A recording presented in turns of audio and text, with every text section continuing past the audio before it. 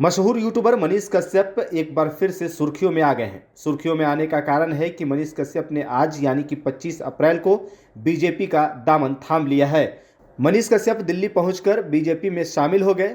उनके साथ उनकी मां भी दिल्ली आई हुई थी। मनीष कश्यप के बीजेपी में शामिल होने के बाद बिहार की सियासत इस समय तेज हो गई है। आपको बता दें कि मनीष कश्यप पश्चिम चंपारण सीट से निर्दलीय लोकसभा चुनाव लड़ने की तैयारी में थे, जिससे बीजेपी के वर्तमान सांसद संजय जायसवाल के लिए मुश्किलें बढ़ गई थीं। वहीं मनीष कश्यप के बीजेपी में शामिल होने के बाद संजय जायसवाल के लिए राहत की खबर आई है।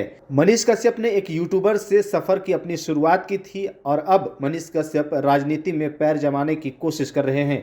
आइए आपको बताते हैं कि आखिर मनीष कश्यप का अब तक का सफर कैसा रहा है। दरअसल यूट्यूबर मनीष कश्यप पश्चिम चंपारण के मझौलिया प्रखंड के महनवा डुमरी गांव के रहने वाले हैं।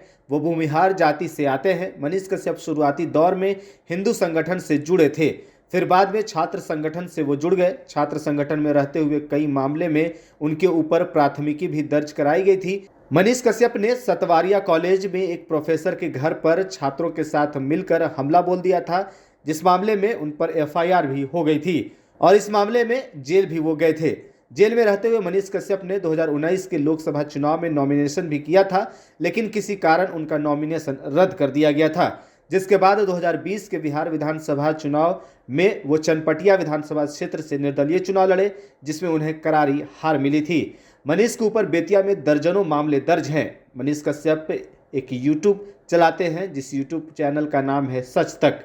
यूट्यूब चैनल चलाते समय उन्होंने तमिलनाडु में कथित तौर पर मजदूरों का एक फर्जी वीडियो चलाया था, जिसके बाद उन पर एनए लगा दिया गया था। इस मामले को लेकर के भी वो काफी सुर्खियों में आए थे, जिसके बाद तमिलनाडु की पुलिस ने मनीष कश्यप को गिरफ्तार कर लिया और फिर उन्हें मदुरै जेल में रखा गया।